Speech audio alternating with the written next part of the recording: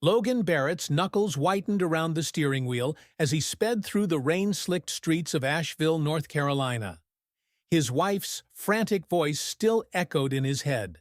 20 minutes earlier, Logan, 41 years old, and one of the most sought-after sustainable design architects in the region, had been reviewing site plans for the prestigious Chestnut Grove Eco-Residences, a career-defining project. Then came the call. Logan Maras's voice cracked through the phone. "Come home."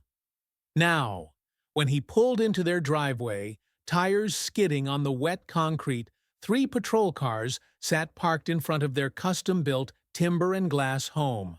His pride 2 years in the making. His 15-year-old daughter, Emily, rushed toward him, tears streaming, her hoodie soaked. "Dad, please," she gasped, gripping his jacket. "Wait, just let Mom explain." Logan gently untangled her arms and walked inside. The scent hit first, sharp, metallic, unmistakable. Then the sight. Blood spattered across the pale oak floors and cream walls of their open-concept living room. In the center of the chaos stood Mara, trembling, her hands soaked red, flanked by a detective in plain clothes. "Mr. Barrett," the man stepped forward, voice even. "Detective Calder, there's been an incident." "I killed him," Mara interrupted, her voice flat. He broke in. "He had a knife." "I had to." A man's body lay on the ground, mostly covered by a white sheet. A bloodied kitchen knife, sealed in an evidence bag, sat on the nearby table. "We believe it may be self-defense," the detective explained. "The deceased appears to be Raymond Dean. He has priors breaking and entering assault." But Logan barely heard him. His eyes locked on Mara, poised, polished Mara, who once screamed at the sight of a squirrel in their attic. Now standing over a corpse, calm, too calm. Something felt off. There were no broken windows, no signs of forced entry. And then, as officers moved around the house, a text notification popped up on Mara's phone left on the foyer table. Logan never invaded her privacy, but this time his gut twisted. The message glowed on the screen. "From Cole Maddox. Are you okay? What happened? Call me?" Logan's chest tightened. Cole Maddox was the landscape designer Logan had hired 6 months ago for their backyard remodel. Someone who had quickly taken a strange interest in Mara's opinions. That night, after Emily cried herself to sleep and Mara, sedated, retreated to bed, Logan sat alone in his study. The same sharp, methodical instincts that had made him a renowned architect took over. He dug deep. Bank statements, phone records, hundreds of texts between Mara and Cole, hidden emails, talk of leaving, together. But one thing still didn't add up. Raymond Dean. Who was he to them?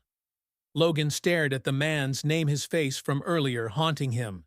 He looked vaguely familiar. Hours later, Logan found the link. Raymond had once worked as a contractor on one of Cole's previous landscape builds, and according to court records, Raymond had a violent past assault charges after a job dispute gone bad. By dawn, Logan had a working theory. Cole had brought Raymond into their lives for something dark, and it had spiraled. As the sun cracked the mountain horizon, Logan closed his laptop. His heart was broken, but his mind was focused. And the man who rose from his desk that morning was not the same one who had answered the phone the night before. The man who had returned home that night, 41-year-old Logan Barrett, once visionary, open-hearted, perhaps even a little too trusting, was gone. In his place stood someone colder, focused, calculating. Someone who would not stop until he uncovered every layer of truth. And when he did, consequences would follow. 3 weeks passed. The police ruled Raymond Dean's death as a justifiable homicide, an attempted robbery gone wrong. Mara played the role of the shaken wife convincingly. Soft-spoken, teary-eyed, dutifully attending trauma counseling. To the outside world, Logan seemed the devoted husband stepping back from the Chestnut Grove project to help his family recover. But behind the closed door of his home office, Logan had built something else, a war room. Maps, photographs, timelines, and legal documents filled the walls. Strings and notes connected names to dates, emails to bank accounts. Every night after Mara took her prescribed sedatives and the house fell quiet, Logan dug deeper. He traced frequent trips Mara had taken to a secluded cabin, 2 counties over-registered under a shell company linked to Cole Maddox. Financial records revealed money transfers between Cole and Raymond Dean. The amounts were too large and too frequent to be dismissed.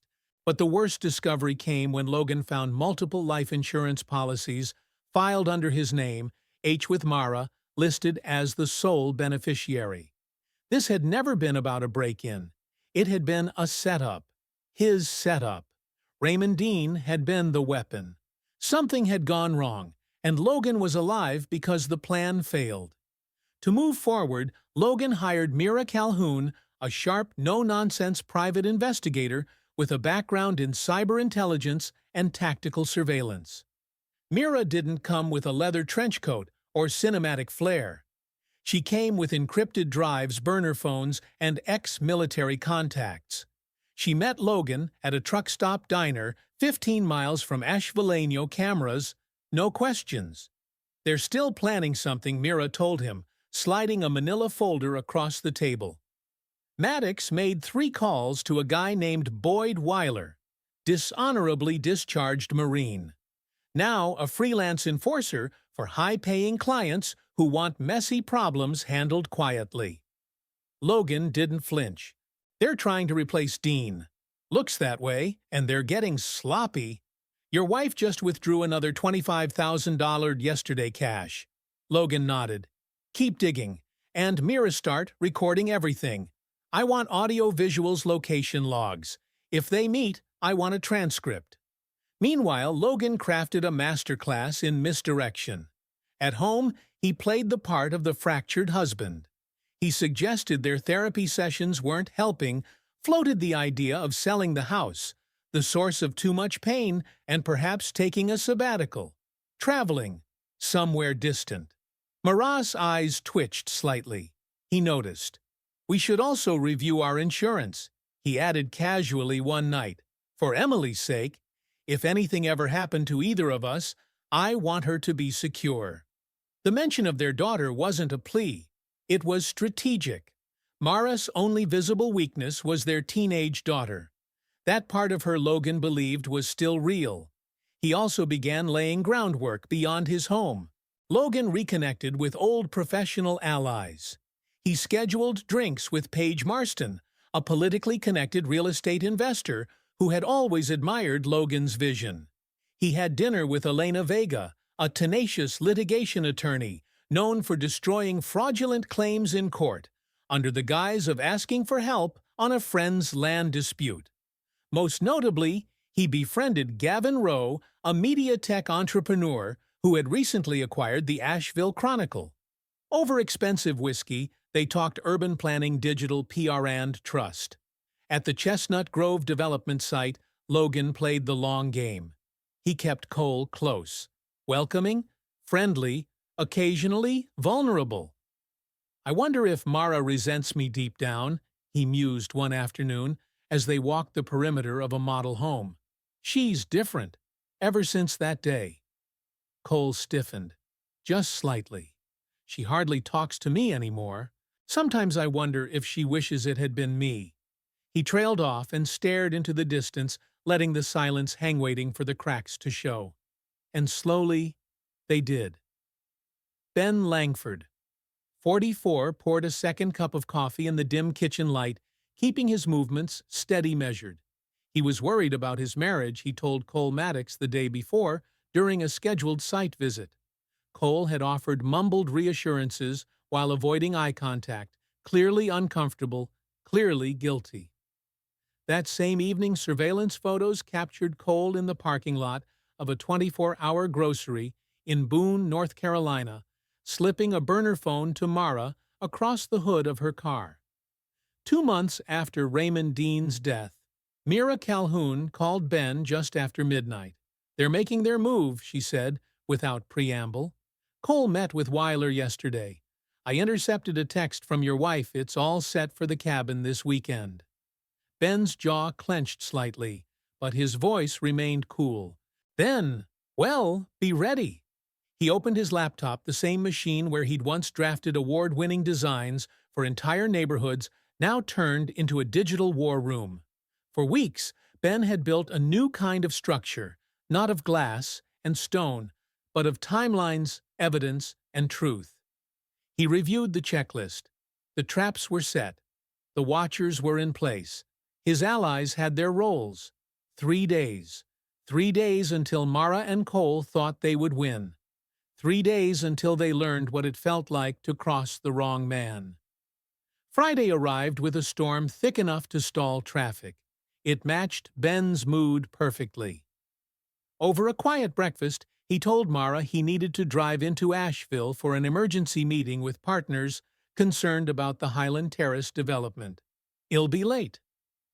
"Don't wait up," he said, brushing a kiss to her cheek and feeling her muscles tense beneath the act. "Be safe," she murmured. Her smile was hollow. Ben drove into town and made a deliberate show of entering the front doors of his office, just as Mira had instructed. They knew someone would be watching. Preston had a guy tailing Ben for weeks now. Inside, Ben slipped out a side stairwell where Mira waited in a dusty Subaru parked behind a florist shop. "Cash drop was made this morning," she said as they drove. "Your wife told Emily she was staying with her sister for a few nights. Cole cleared his schedule through Monday, said it's a family medical issue." Ben nodded once. The cabin fully rigged. 4 cameras per room. Thermal and audio. My guys are a mile out with eyes on. By mid-afternoon, everything was in motion. Ben waited inside a separate cabin roughly a mile south of Cole's rental monitoring live feeds on a portable array of screens and encrypted comms. At 4:17 p.m., Mara's sedan pulled into the gravel drive of the mountain home. Cole stepped out, opened her door with theatrical affection, and the two vanished inside. For the next hour, Ben watched them lay out the plan like amateur villains in a badly written thriller. They'd fake Ben's suicide. They would claim mounting financial pressure and emotional breakdown failure in his business. Cole had already planted whispers among key vendors that Ben had been mismanaging the Highland Terrace project. They'd collect the insurance payout, and after a respectful mourning period, Mara would sell the house and they'd disappear. "Has better than Dean," Mara said. "Weiler doesn't make mistakes," Cole replied confidently. "No mess this time." Ben didn't react. He simply tapped a single message into his phone. "Execute Protocol V." At 7:35 p.m., red and blue lights lit up the mountainside. Mira's team, embedded with local deputies and under authorization from Detective Arlo Jensen, moved fast. Weiler bolted out the back door and made it 10 feet before being tackled into the mud. Cole panicked, claiming the meeting was innocent. But every word had been recorded. Every whisper. Every kiss. Every detail. Mara crumpled into a kitchen chair as the weight of what they'd done hit her like cold stone. While the arrest unfolded, Ben was 70 miles away, standing under the bright chandeliers of the Henderson Hall Arts Gala, casually sipping champagne beside Paige Marston and the mayor's chief of staff. Cameras flashed, his alibi airtight. Later that evening, Elena Vega, now fully briefed and armed with documentation, prepared to take legal action on Ben's behalf. Weston Miles ensured the coverage broke not as tabloid gossip, but as a sober expose of a criminal conspiracy that had infiltrated Asheville's elite development sector. The Morning News called it the Blue Ridge Betrayala, calculated scheme of embezzlement, attempted murder and corruption that stunned the region.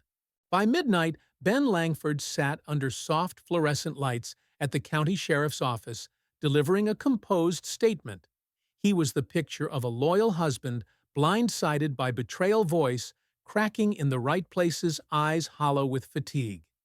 The officers believed him, most of them at least, and a few offered condolences on the way out. But Ben's true brilliance came the next day. Publicly, he appeared shaken. He canceled project meetings, declined press inquiries, and issued a carefully worded statement about processing the pain of personal loss. But behind that quiet front, the real story unfolded. Financial documents Ben had recovered didn't just implicate Mara and Cole in a failed murder plot. They revealed something far more explosive. Preston hadn't just wanted Ben out of the way. He'd been funneling money from multiple development projects, Highland Terrace included skimming off the top, and laundering the funds through Maris' network of shell corporations. Ben, months earlier, had unknowingly flagged inconsistencies in those very reports. That's when they'd moved from fraud to murder. The evidence was airtight. At the arraignment, the district attorney's charges filled 4 full pages. Conspiracy to commit murder, attempted murder, wire fraud, money laundering, obstruction of justice. Both Mara and Cole accepted plea deals. Cole Maddox received 25 years without parole. Mara Langford, convicted of attempted murder and financial conspiracy, was sentenced to 17. Weiler, the hired enforcer, faced a life sentence with no possibility of parole. During questioning, he finally confessed Quentin Doyle hadn't been brought in to kill Ben. He'd been there to steal confidential designs and financial files. Mara had panicked when Doyle demanded a higher cut. In the argument that followed, she'd killed him and staged the break-in to look like a robbery gone wrong. 6 months later, Ben sat in his newly redesigned home office, sunlight pouring through the custom clear-story windows he'd once sketched as a dream feature. On the table lay a draft of his latest vision, Hollow Creek Commons, an urban renewal project set to bring green spaces and sustainable housing to underserved parts of western North Carolina.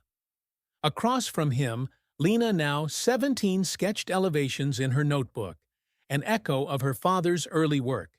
The betrayal had devastated her, but through therapy time and Ben's constant presence, she'd found her footing again. And more than that, she'd found her purpose. Ben's phone vibrated with a new message. It was from Mira Calhoun, his investigator, and now something more. Just heard Mara's final appeal. Denied. No chance of early release. Thought you'd want to know, Ben replied with a single period. Then quietly, he turned back to Lena's sketch and offered a few suggestions. He felt no thrill, no victory lap, just a quiet, unwavering sense that justice had landed exactly where it needed to. With surgical precision, he had dismantled their plan methodically, silently. No raised voices, no reckless confrontation. Just design, structure, control. Outside, the neighbors still watched.